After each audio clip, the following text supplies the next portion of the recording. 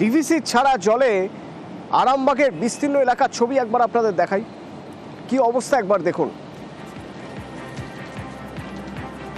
চাষের জমি থেকে শুরু করে বসতবাটি সবই প্রায় জলের নিচে। 4টি পঞ্চায়েত, বাড়ি, দোকান, হু হু করে জল ঢুকছে।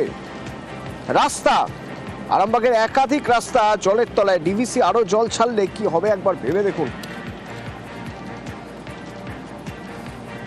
শুভদীপ রয়েছে সরাসরি আমার সঙ্গে। শুভদীপ, আরামবাগের এই 4টি পঞ্চায়েত বোধহয় সবচেয়ে বেশি ক্ষতিগ্রস্ত ডিভিসি ছাড়া জলে, কি অবস্থা?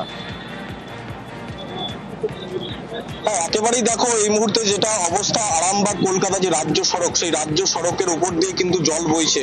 এখন এই মুহূর্তে ঝুঁকি নিয়ে কিন্তু যান চলাচল করছে এবং আরামবাগ যাতায়াতের ক্ষেত্রে কিন্তু এই রাজ্য সড়ক অত্যন্ত গুরুত্বপূর্ণ, কারণ বহু জেলার যোগাযোগের রাস্তা কিন্তু এই রাজ্য সড়ক। এই মুহূর্তে রাজ্য সড়কের এই ছবিটা দেখালেই তোমাকে বুঝতে পারবে। দেখো এইভাবে কিন্তু এটা পুরো মেন রাস্তা যে রাজ্য সড়ক, সেই রাজ্য সড়কের উপর দিয়ে জল বইছে এবং ডিভিসি যে হারে জল ছাড়ছে, তাতে যদি জল ছাড়ার পরিমাণ ক্রমাগত আরো বাড়াতে থাকে তাহলে কিন্তু এই রাজ্য সড়কে যান চলাচল ভবিষ্যতে বন্ধ হয়ে যাওয়ারও কিন্তু আশঙ্কা রয়েছে।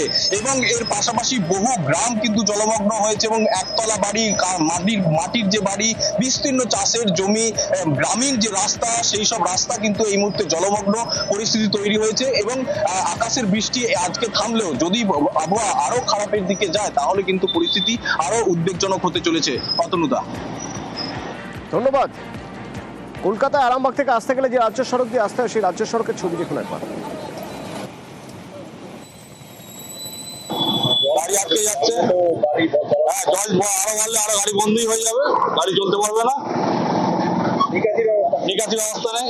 মাটির ঘর তো সব ধসে পড়ে যাচ্ছে, জল পড়ছে, উনুনের জাল দিতে পারছি না, রাঁধতে খেতে পারছি না। কী করবো বাবা বলো? আমি ঘর দুয়ার, তারপরে জমি জায়গা সব তো পচে ধ্বস হয়ে গেছে। জল রাস্তায় আছে, জল যে বাড়ির খাবো সেটা পর্যন্ত নাই।